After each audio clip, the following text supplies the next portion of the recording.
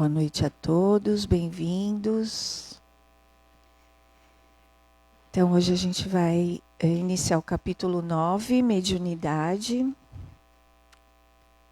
E antes de iniciar, a gente vai pedir ajuda para a espiritualidade, para que a gente compreenda o que o André Luiz quer mostrar para a gente nesse capítulo, o que o Calderaro explica para ele e vem explicar para a gente também, a importância de ser um médium responsável.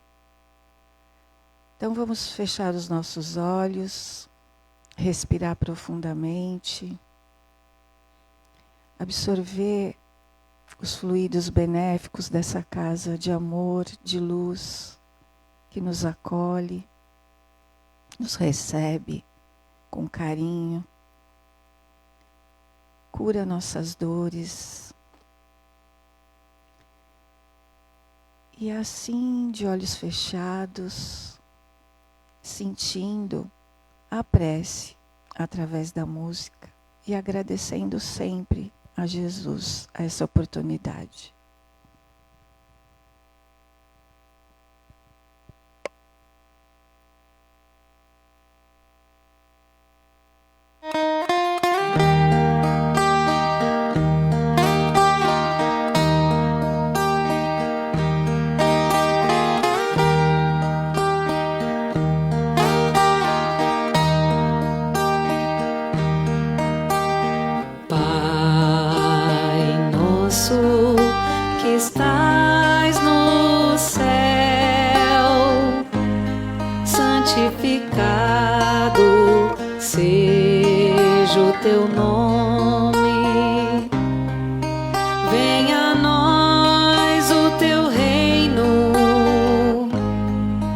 Seja feita a tua vontade. Pai, meu Pai, meu Pai do céu, meu Pai do céu, eu quase me esqueci que o teu amor vela por mim. Vela por mim, que seja feito assim.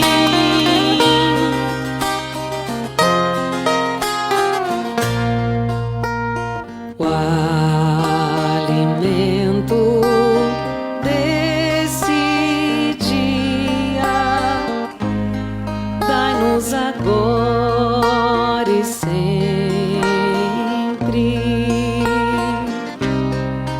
Perdoai as nossas ofensas de um modo maior com que perdoamos.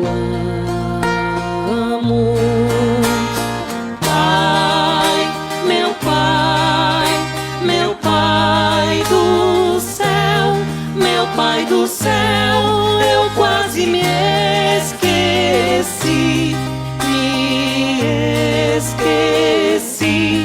Que o teu amor vela por mim, que seja feito assim.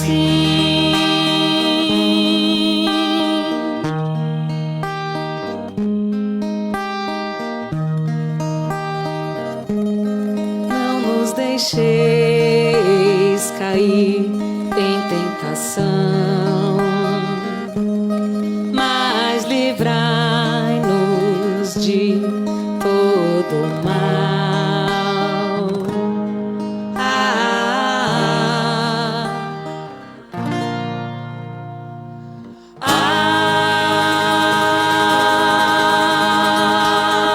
Amém. Então, capítulo 9, mediunidade. E o que é mediunidade? É a capacidade de uma pessoa de sentir, perceber ou comunicar-se com espíritos desencarnados. Então, o André começa esse capítulo questionando já o Calderaro, porque com o acontecimento do Marcelo, né, o caso do Marcelo, vieram várias reflexões para o André. E principalmente sobre os efeitos dos reflexos condicionados com os casos da mediunidade. Então ele questiona esse caso e pergunta se o médium, ao longo do tempo, poderia ter um período de perturbação. E ele também questiona sobre o animismo, né, a tese do animismo. E o que seria o animismo?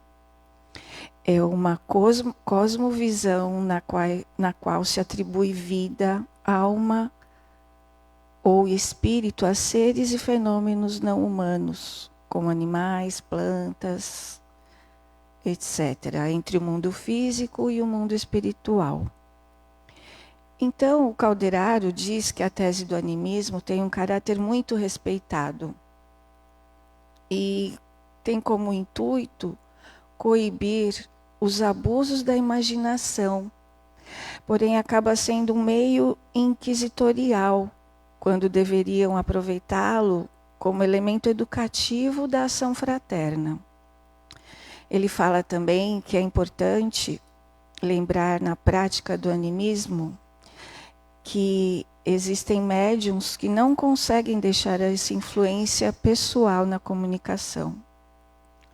Mais para frente, Calderaro vai dizer que a mediunidade tem a sua evolução, o seu campo e a sua rota, porque é necessário o tempo do aprendizado entre aspirantes junto ao trabalho com a mediunidade.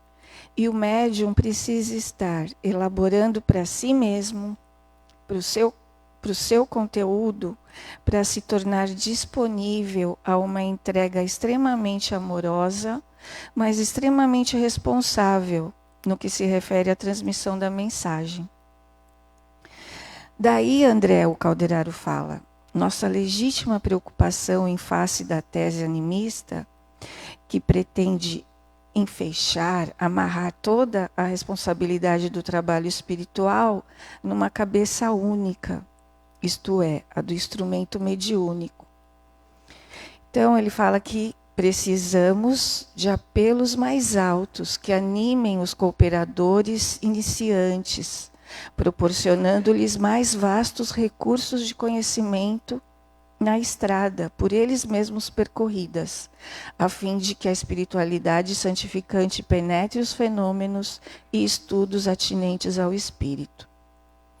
Então, o trabalho da autoevangelização, do autoconhecimento, da autossuperação das dificuldades internas do médium, devem ser feitas de maneira constante e em conjunto, como a gente faz aqui, com os estudos, os cursos, as palestras, mas também com a equipe mediúnica, colaborando da melhor maneira possível. Aí ele fala assim, o Calderaro, lamentavelmente, a maior parte dos nossos amigos parecem desconhecer tais imposições de trabalho e de cooperação, exigem faculdades completas. E o instrumento mediúnico é automaticamente desclassificado se não tem a felicidade de exibir absoluta harmonia com os desencarnados no campo tríplice das forças mentais, perispirituais e fisiológicas. Calderaro defende realmente o animismo, mas critica o mau uso que nós fazemos dessa avaliação quase inquisitorial do médium, porque acaba restringindo a culpa para como ele disse ali na frente de novo, a cabeça única, que é o do instrumento mediúnico. E ninguém pode ensinar caminhos que não tenha percorrido.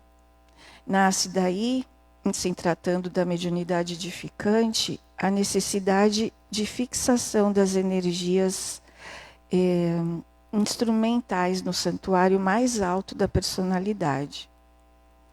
Aí o Calderaro continua explicando para o André, falando do desenvolvimento, da evolução da mediunidade. E ele começa falando de Moisés, da mediunidade do Moisés.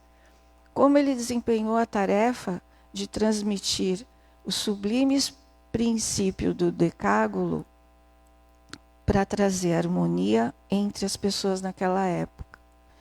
Depois ele vem falando da mediunidade de Jesus, nosso mestre, totalmente sintonizado e afinizado com o Pai, através da própria consciência, do próprio coração. Ele era um instrumento direto de Deus. Jesus era o médium direto de Deus, transmitindo a revelação divina, vivendo-a em si mesmo.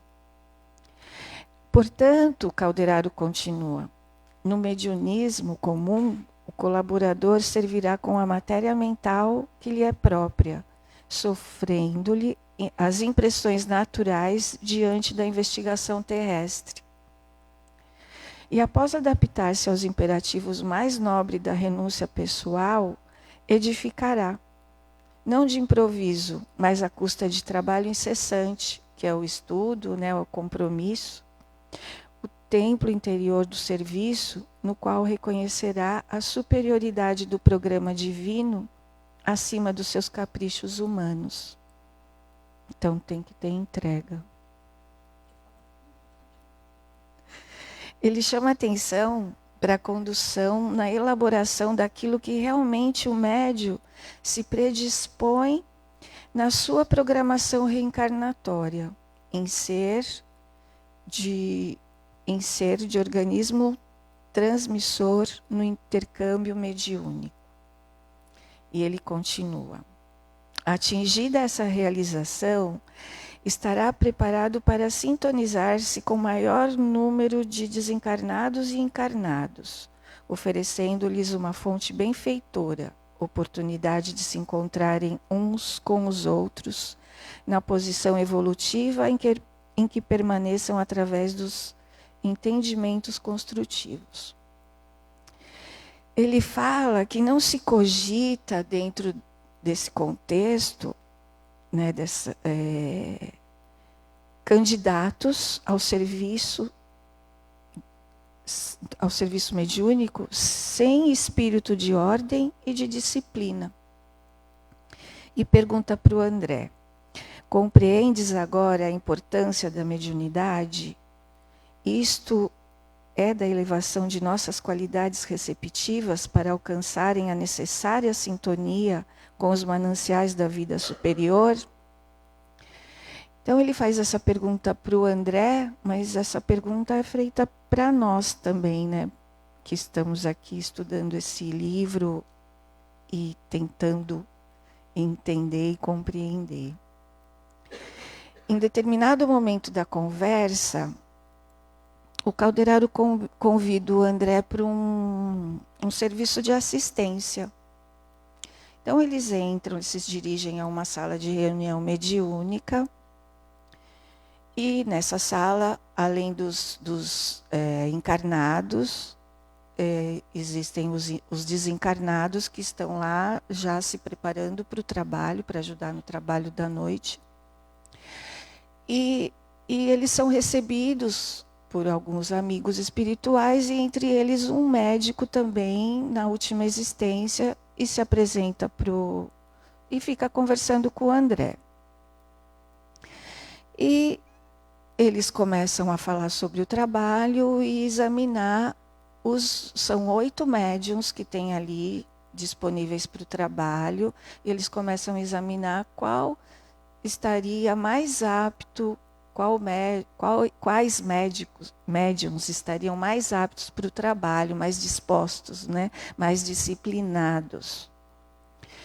E entre todos eles, separaram 3, mas dos 3, só um, e era uma que estava com as capacidades mais definidas, mais abertas para o trabalho, é a Eulália. Então, o trabalho se inicia, a Eulália começa a se dedicar com concentração, com higiene mental, e quem se aproxima dela, quem ia dar a mensagem é o médico, né? O amigo espiritual médico. E ele estava querendo levar consolo, preocupado, querendo levar consolo e esperança para os menos afortunados. E Eulália, ela consegue se integrar e se concentrar, só que chega um determinado momento que o médico não encontrava nela a organização psicofísica perfeita, porque ela não tinha conhecimentos técnicos, né? Então, depois de muito esforço, o recado foi dado, a transmissão foi feita com sucesso, né? Aconteceu o trabalho. Encerrada a reunião de trabalho, aconteceu os médiuns, os trabalhadores se reuniam para discutir o trabalho da noite. E nessa reunião, aí que vem aquela palavra do Calderaro, inquisitorial, eles começam a questionar a qualidade da Eulália, a técnica. Observavam que não havia, que ela não falou termos técnicos, não usou termos técnicos, termos médicos, ou palavra extremamente refinada, né? E esses comentários foi deixando a Eulália chateada, e o Calderaro, percebendo, se aproximou dela, aplicou passes nela e foi conversar no campo mental, dizendo para ela que o trabalho é esse mesmo, o da paciência, o trabalho da constância, o da autossuperação, para que ela se tranquilizasse e servisse com paz o seu trabalho de intercâmbio mediúnico.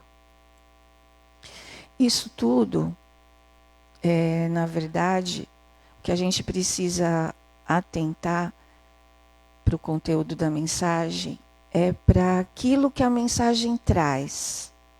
Se virá vinculada com conteúdos técnicos ou não, isso é outro problema. Mas a gente deve lembrar que o conteúdo técnico é conteúdo de expressão. Mas o que faz com que a humanidade prossiga e evolua no conteúdo moral é o íntimo da mensagem, no convite a essa autossuperação, não só do médium trabalhador, mas de todos nós que estamos estudando a doutrina espírita. Boa noite. Ficou tranquilo o significado do animismo? Se você pudesse hoje usar palavras e explicar com o seu conhecimento, você conseguiria explicar tranquilamente animismo?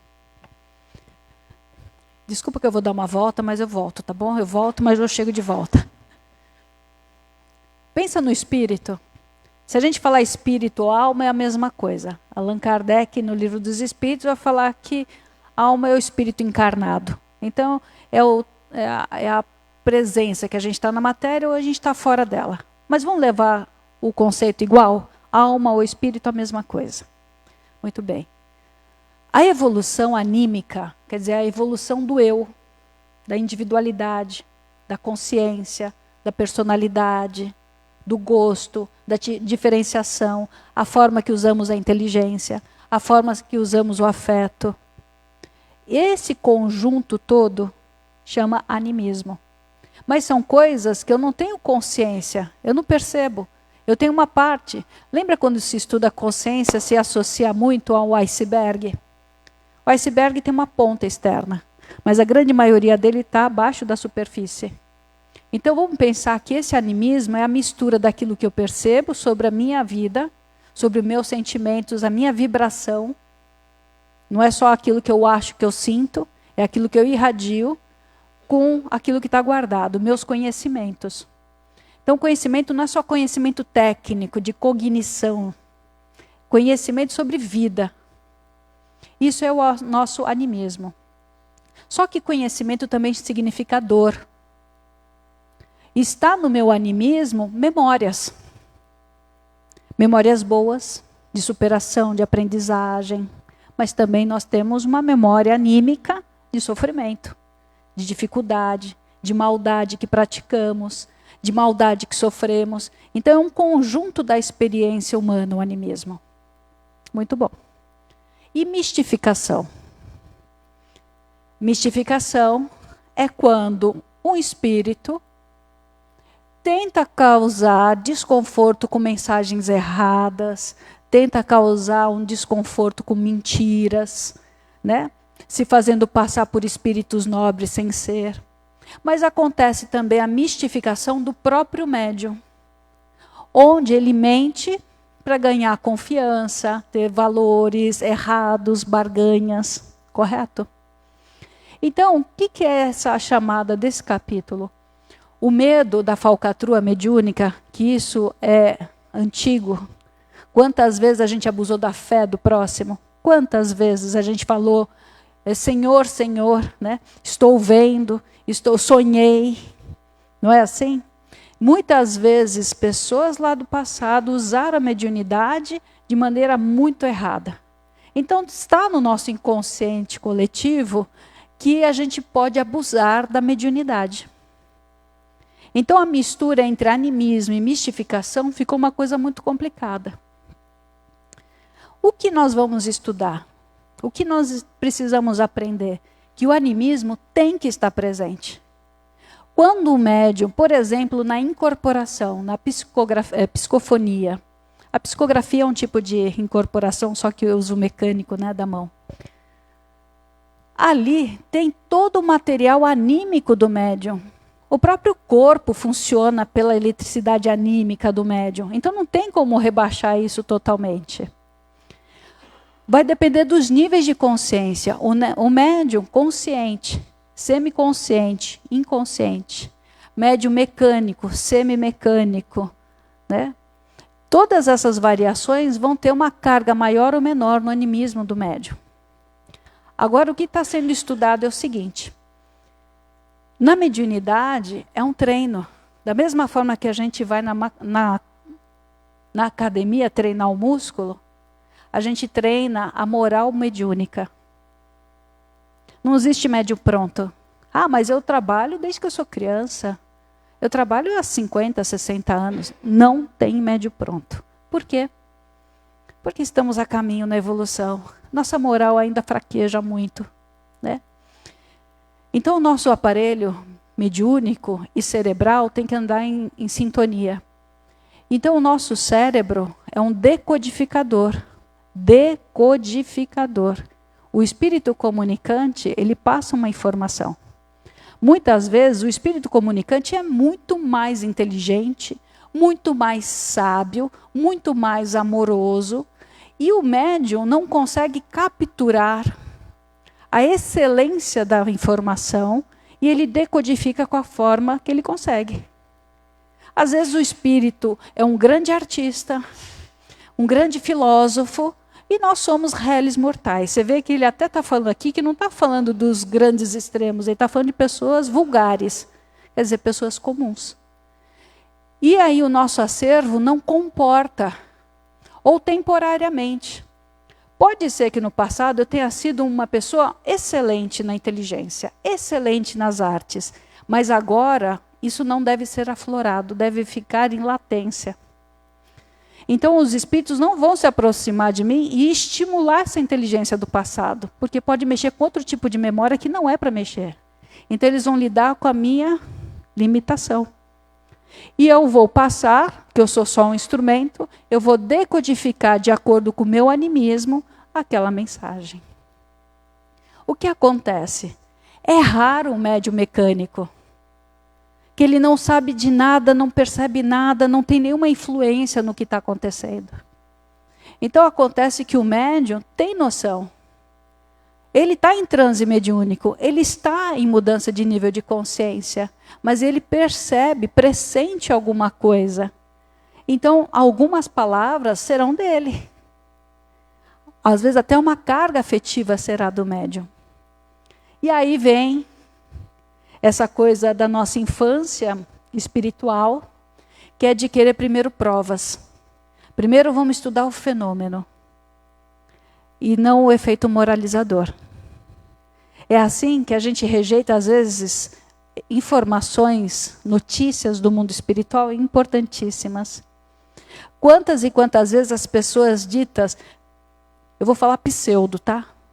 Pseudo-espíritas que só querem provas. Não, eu sou cientista, eu só quero saber do lado científico da doutrina. É um atestado de ignorância falar isso. Por mais que a gente ame a ciência, é um atestado de ignorância. Porque hoje a gente tem certeza que é impossível usar o saber sem amor. Então, às vezes, você vê um espírito como esse, com uma sabedoria, e ele fala assim, não vamos passar informações técnicas, vamos passar informações que sirvam para todos. E que todos possam sair beneficiados dessa conversa. E fala da moral, fala das vigilâncias, dá uma informação importante. Mas a gente fala que é bobo. Eu não sei quantas vezes eu já escutei a pessoa falar, reforma íntima, que chato, né? Virou um jargão, perdeu o sentido. Então a gente não aproveita o que a espiritualidade tem para trazer e a gente acha as reuniões monótonas. Estava escutando um rapaz falar. Eu fico muito feliz quando escuto alguém que fale bem, né? Toca o coração da gente pela esperança, que não mata a fé dos outros, que fala do bom que a gente pode trazer. Eu fico muito contente quando eu escuto pessoas que conseguem se comunicar desse jeito. Mas ele estava falando o contrário, que o espiritismo estava fraco, estava em decadência, que o espiritismo estava chato. Chato para quem? Para ele. Chato é aquele que não busca direito.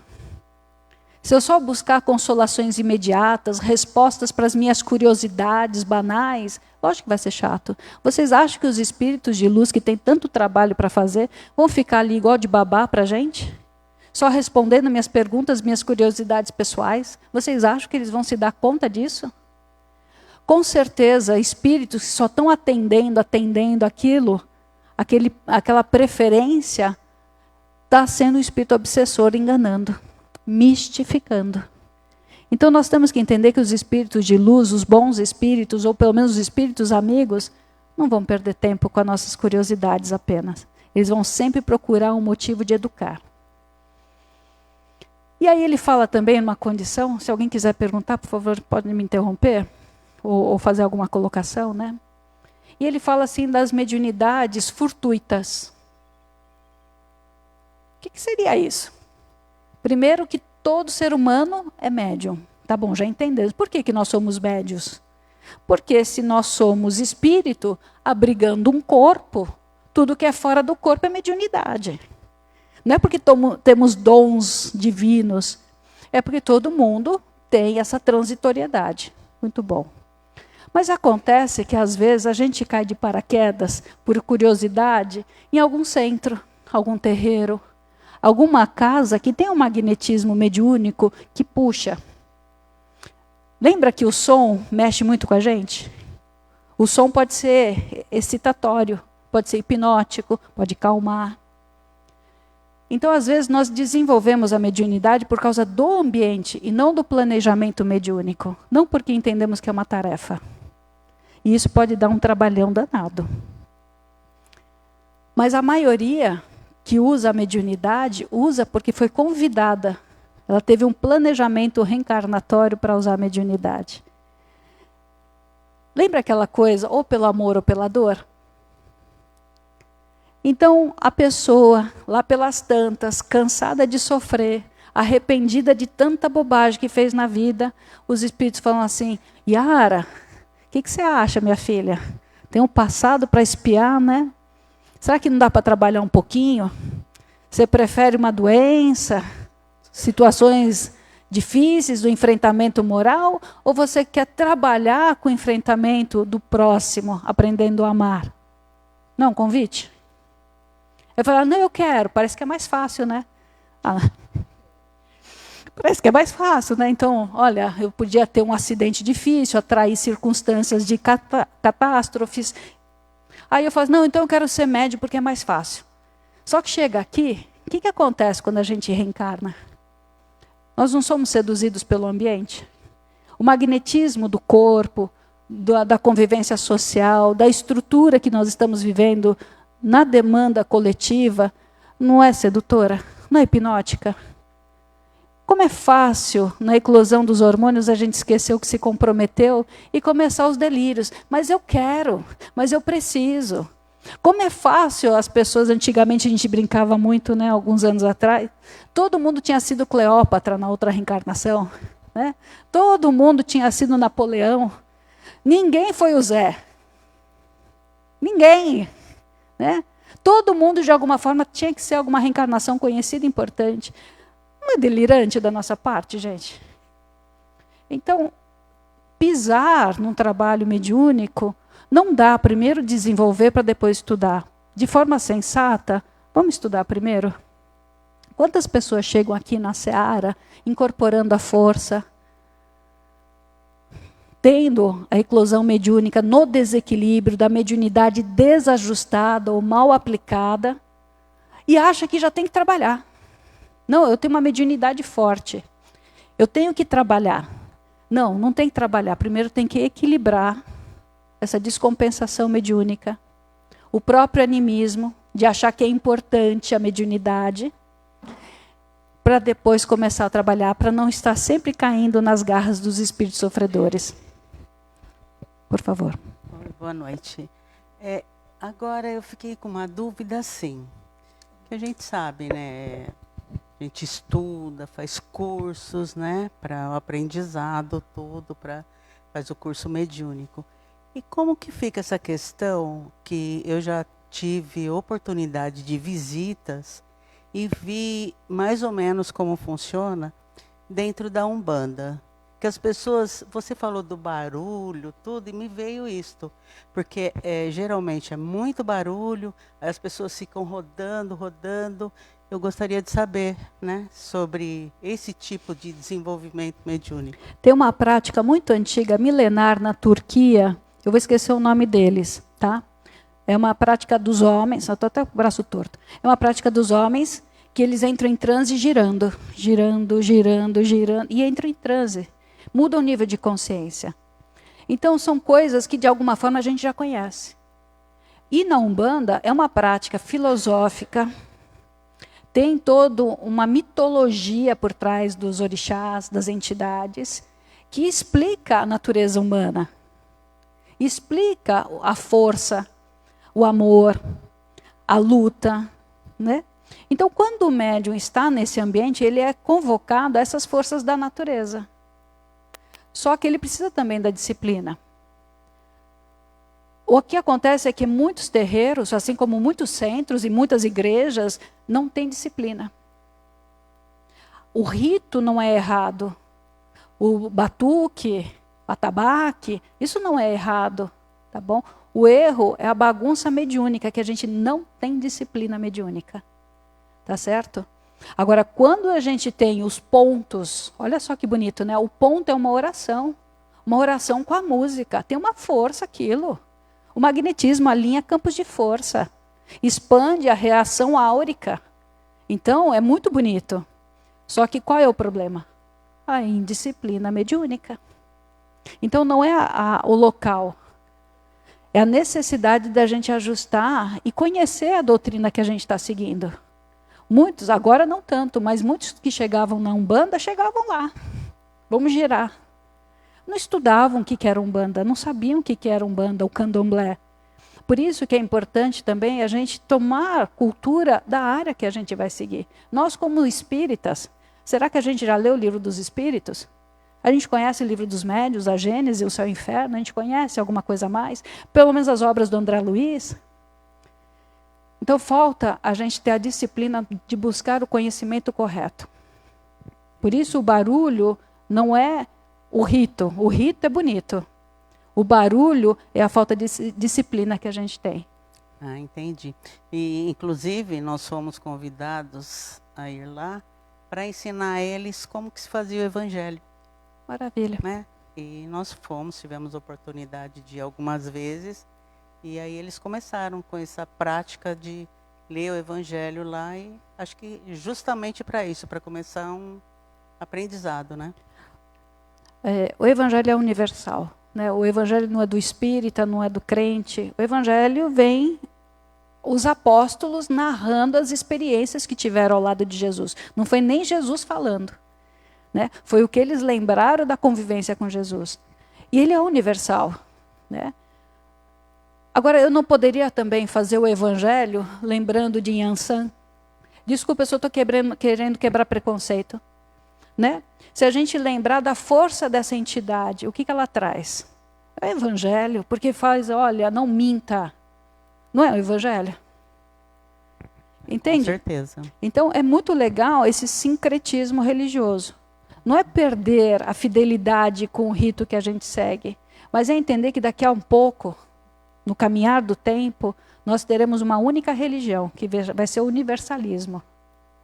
Né? Vai ser a união das almas. Obrigada. Obrigada. Sim. Só um minuto.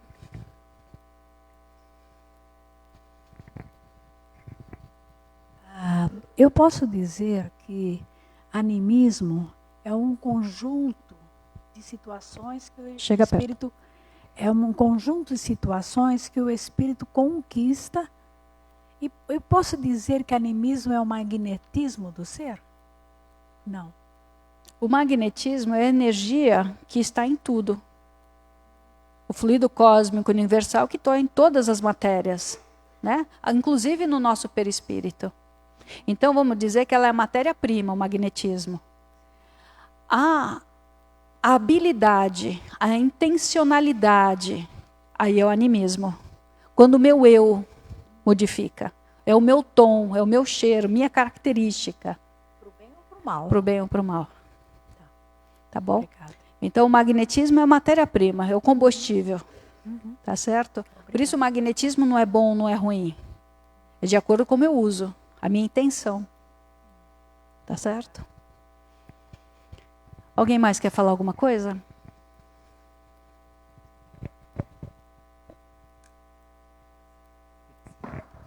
Se tem um assunto que eu tenho todas as dúvidas, sem exceção, é mediunidade. Eu nunca consigo ter efetiva certeza de nada. Mas eu consigo entender que essa questão do animismo na comunicação mediúnica, por exemplo, um médium ele pode tocar piano através de um espírito pianista.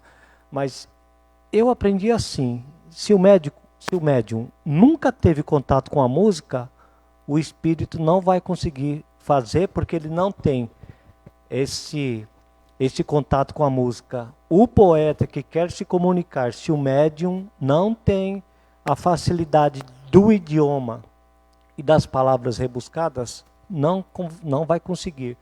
Por isso que no capítulo o médico, espírito, ele diz que não consegue usar os termos técnicos, porque a médium não teve, nem nessa vida, nem numa vida anterior, contato com essa nomenclatura mais científica. Eu aprendi assim, que para tocar um instrumento, para pintar um quadro, se não teve contato com a arte, o espírito não tem como se manifestar. Não sei se isso também é uma explicação do animismo, que é um conjunto de possibilidades que o espírito vai usar. Por isso, quer terminar? Por isso que o animismo é um conjunto de habilidades, é um conjunto de memórias, boas e más. A mesma coisa de um espírito. Vamos pensar num transe hipnótico, de uma psicose severa? De uma pessoa que fala, são as vozes que me mandam fazer tal barbaridade. se ele não tivesse a predisposição no arquivo de maldade, no tempo passado, onde a brutalidade imperou, ele não seria um joguete dessas forças. Então, para o bem e para o mal. O animismo é uma combinação do nosso conhecimento. Só que, às vezes, nem eu não sei. Está muito mais na inconsciência do que no consciente. Tem muitos médiuns extremamente valorosos.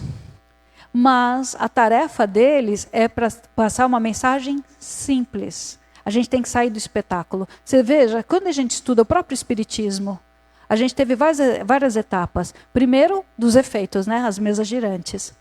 Né? Eram feitos dos saraus, as pessoas vinham lá, era um encontro, colocavam seu vestidinho bonitinho, faziam um encontro social e as mesas levantavam e se comunicavam. Todo mundo ria, se divertia e voltava para o sarau. Não era nada moralizador, não era nada, era só para mostrar que existia. Essa foi a primeira etapa. E foi vindo as etapas. Hoje, a etapa não é mais para aprimoramento só da ciência, porque a ciência se resolve, ela vai. Se for do lado espiritual material, a ciência vai, ela tem essa força. A questão agora é do valor moral. O ser humano precisa se tornar bom. Nós estamos nesse momento que o ser humano ele precisa usar a mediunidade da forma correta. Porque a mediunidade hoje é das situações que mais enlouquece. A sensibilidade mediúnica aflorada pelo desequilíbrio das nossas patologias morais. Né? Veja uma pessoa com depressão, o que ela sofre. Veja as pessoas com toque. A pessoa com toque, ela quase tem vozes na cabeça mandando ela repetir, mandando ela fazer. Vai acontecer uma tragédia. Então isso é um contato mediúnico disfuncional. Por isso que a gente precisa estudar. Mas não é só estudar a técnica, é estudar o que está por trás da intenção dos espíritos. Né? Vou deixar você falar, Eunice. Enquanto a Cris está chegando, nunca vou me esquecer daquela comunicação que estavam numa assembleia no mundo espiritual, todo mundo reunido, grupo seleto, todo mundo instruído para ter bons pensamentos, que viria um espírito acima da média. Teria que materializar o perispírito para ele se comunicar. Lembram dessa passagem?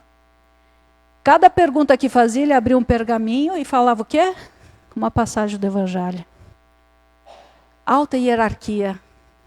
A gente vai para o mundo querendo pensamentos difíceis, quando que, na verdade, o antídoto está no simples. Pode falar, por favor. Esses fenômenos que ele falou, de tocar piano, né, de ser poeta, pintor, geralmente acontece com as crianças. Começa com... Tem alguma coisa a ver pela inocência, pela... Não necessariamente. A criança ela pode já trazer uma certa sensibilidade aguçada, né? E ainda obedece o campo do fenômeno, porque nos chama a atenção para algo a mais. Instiga a própria ciência a investigar coisa que muitos até então falavam, isso é coisa de gente doida. Né? Espiritismo é coisa de gente lunático. Então chama a atenção para fenômenos que a ciência por si ainda não explica. Mas a ciência transpessoal, né? Essa memória que transcende. Veja que tem um ramo chamado parapsicologia. Lembra do Padre Quevedo? Ai, mais barato ele, né? Ele tudo falava que era animismo, né? Tudo imaginário. Que a gente entrava numa mudança assim, de consciência, mas não era nada espiritual. Era tudo fruto do nosso imaginário. Então, nós temos muitos adversários ainda. Ele já desencarnou, mas muitos... a curiosidade, né? Como é que chegou, né? Do outro lado. Então eu lutei tantos anos para encontrar isso. Desculpem, brincadeira. Agora, essas crianças elas estão vindo com algumas habilidades e o próprio aparelho neurológico amadurecendo mais rápido. Mais rápido que o tempo cronológico. Só que isso também é uma prova. Porque não é porque a criança é mais inteligente, toca pianos, fala 7 línguas, línguas mortas, né? Entende coisas muito acima da média, que ela seja um espírito pronto. Né? Aí os pais, às vezes desinformados, deixam que a criança tome conta da casa. Então é a criança que dá ordem, é a criança que estabelece horário, é a criança que faz rotina. A criança tem que ser criança, né? Então também são desafios para que a gente mantenha a educação moral. Desculpa, eu estou muito chata sobre essa palavra, né? Eu escuto e falo sobre essa palavra todo dia. Sem educação moral, a gente não chega a lugar nenhum. Por que eu devo frear o mau pensamento? Por que eu não devo ter desejo de vingança? O espírito, às vezes, vem com muita habilidade, uma genialidade, mas a questão afetivo-moral, muito empobrecido. Às vezes vem muito vaidoso ainda, se achando muito importante, com delírios de grandeza. E aí a gente precisa reprogramar isso, né? Então, não deixa de ser uma prova, a mediunidade no início da infância, né? Uma criança que já chama atenção por uma excelência, a gente vai, às vezes, bajular, tratar como se ela fosse uma divindade. E é um espírito em evolução, como qualquer um de nós. Já virou uma prova, né? Pode estragar a reencarnação dessa criança, sendo bajulada, endeusada e assim por diante. Tem implicações, né? Boa noite. Boa noite. Eu tenho um casal de gêmeos, de filhos adotados. Meu filho tem 7 anos. Ele tem muita lembrança de outras vidas, porque ele fala assim para mim: mãe, quando a gente vai para Portugal, você não lembra quando a gente morava em Portugal? Eu nunca fui em Portugal. Ele lembra os lugares, as pessoas que ele vê. Eu estou trazendo até ele aqui, ele está fazendo tratamento. Ele tem só 7 anos e ele é adotado. E ele fala assim... Tá vendo? A gente passou por ali, a nossa casa era assim em Portugal. Você não lembra, mãe? E fala... Né? Outro dia ele falou assim, em Portugal tem uma cidade lá que quase não chove. E falou o nome da cidade, mas a gente nunca saímos daqui. Aí fomos pesquisar, a cidade realmente existe. Sim. E aí a gente fica meio assim, né? Então, mas não fique assim nem assado. Não, por isso que eu estou trazendo ele para fazer tratamento. Porque dá até medo. Não tenha. Não tenha. Tá? Aparentemente é uma situação excepcional, mas não é. Daqui a algum tempo isso vai ser cada vez mais normal. Aí ele fala de peixe, conhece todos os tipos de peixe, que ele já pescou em tal lugar, em outro mar, até de praia eu tenho medo. Pode acontecer da criança trazer essas memórias com muita facilidade, tá? Muita facilidade. E conforme ela vai crescendo, algumas vão esquecendo.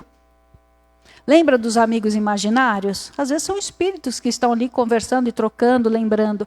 E conforme a criança vai crescendo, ela vai mais que entrando nessa própria reencarnação. Então pode ser que ela lembre de algumas coisas e pode ser que esqueça. A questão é que nos prova para nós que a vida continua, né? Que ele traz memórias da forma que ele foi, dos hábitos que tinha, da sociedade que viveu, mas que ele está aqui agora tendo uma nova oportunidade perto de vocês.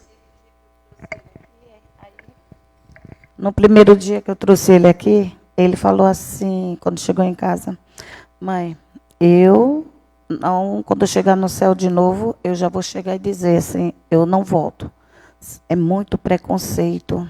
Quando ele chegou em casa, é muito preconceito, porque tem pessoas doentes em pé e pessoas sadios sentadas. E lá no céu não é assim.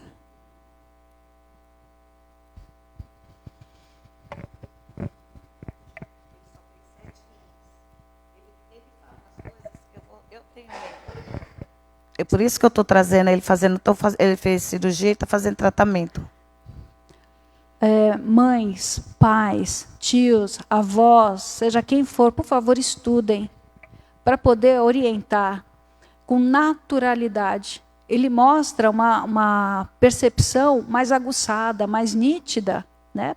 Mas é uma criança que está no caminho evolutivo, já traz uma sensibilidade, uma afetividade, uma distinção entre o bem e o mal, né? E que precisa ser estimulado. Estimulado para que o mundo, que está muito pesado, não desvirtue já essas lembranças do bem que ele traz ao reencarnar. Por isso, estudar o Evangelho, a evangelização infantil, né? Buscar que ele cada vez seja um espírito de luz, um espírito do bem. Mas lembra, por mais que os nossos filhos, netos, amigos, pareçam ser pessoas espetaculares, não esqueçam da educação. Desculpa que eu estou dizendo o seguinte, não estou falando que vocês, por favor. Mas dizer o seguinte, às vezes as nossas crianças vão mostrar habilidades que nos surpreendem. Tá bom? E a gente vai ficar tão chocado que a gente vai achar que ele já está pronto, que ele não precisa ter regra, não precisa ser orientado, não precisa mostrar valores. Não. Tá bom? Então mostra que é uma criança muito influenciável ao bem e que tem que ser estimulada ao bem. Tá? O trabalho não está pronto. Temos que continuar trabalhando. E ninguém entra na nossa vida por acaso. Seja pelo ventre, não é assim? Seja pela adoção, seja porque alguém trouxe, todo mundo entra na nossa vida por algum motivo importante. Né?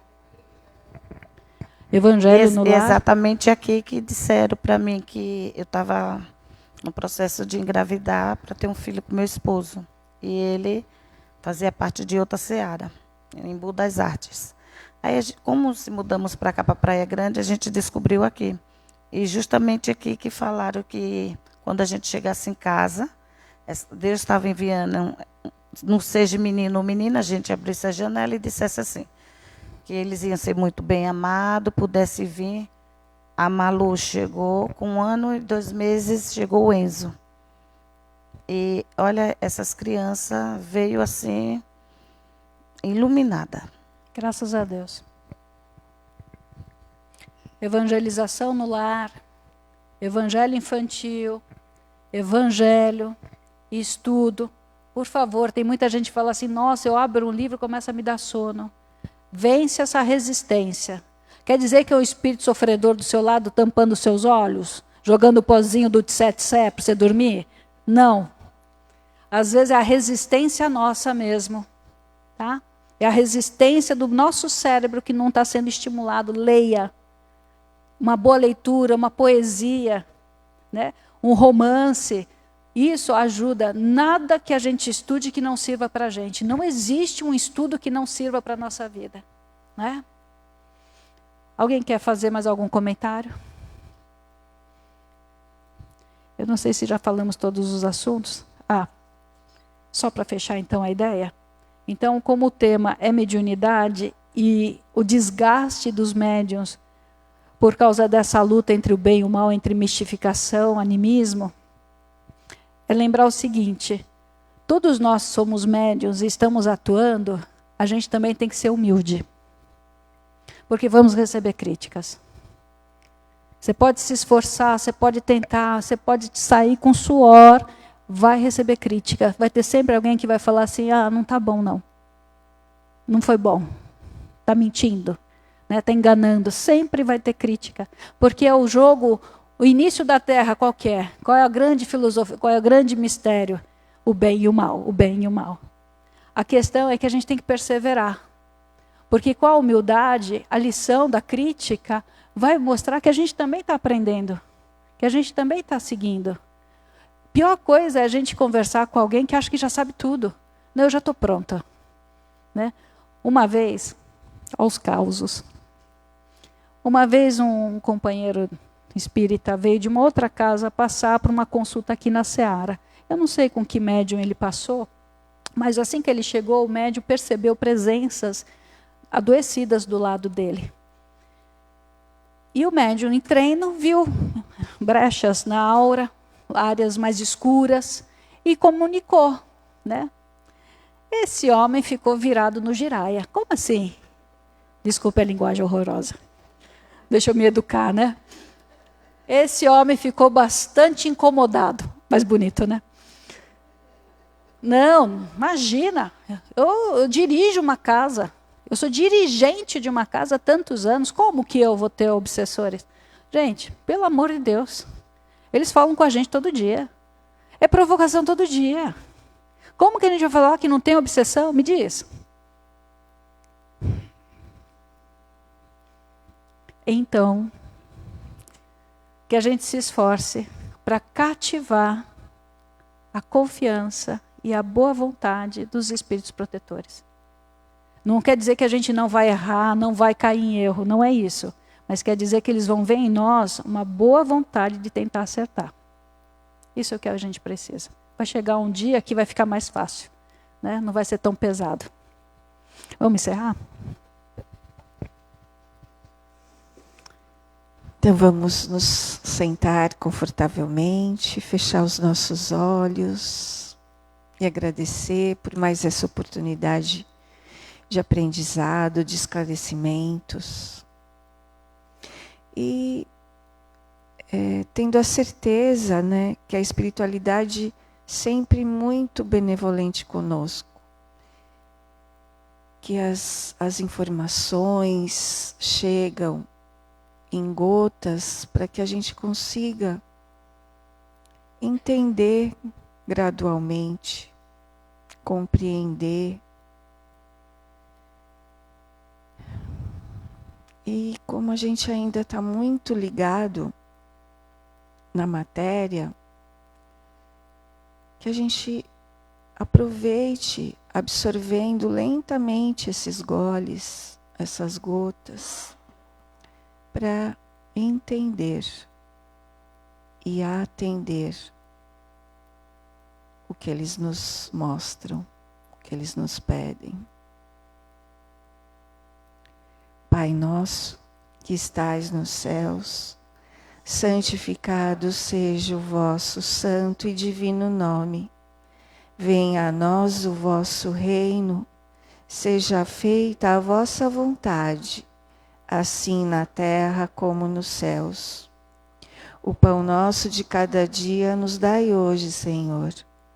Perdoai as nossas ofensas, na medida em que nós perdoarmos aqueles que nos têm ofendido.